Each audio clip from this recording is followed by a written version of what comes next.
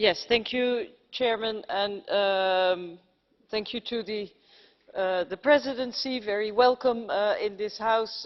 Thank you, Mr. Timmermans, for your intervention. I was very glad to hear you use the word challenge when you were speaking of migration, and not crisis, because we're talking about a migration crisis a lot, whereas what is really going on here is that there is a political and a moral crisis.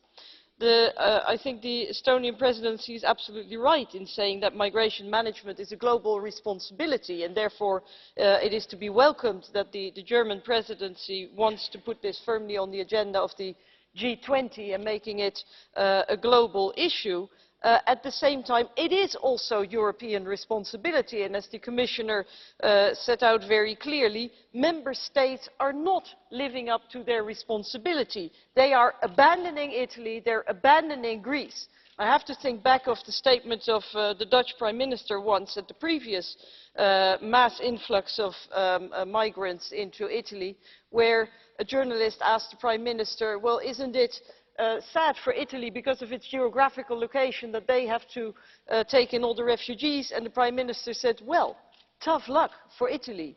That's been the attitude of Europe, and it is a shame. It is a shame. We are the most prosperous continent in the world. If we cannot manage this migration influx, then who can? So we have to start taking our responsibility. I'm glad to see that the European Commission has taken action, put forward a kind of action plan for Italy.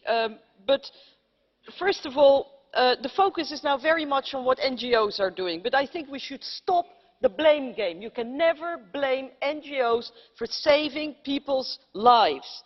Secondly, I wonder why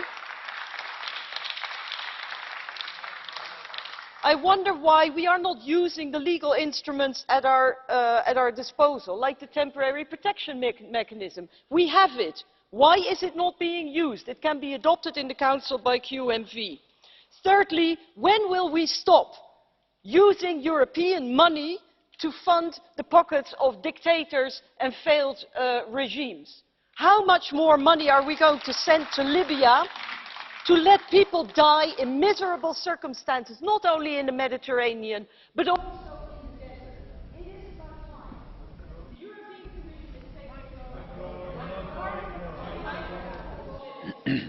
is taking Sophie.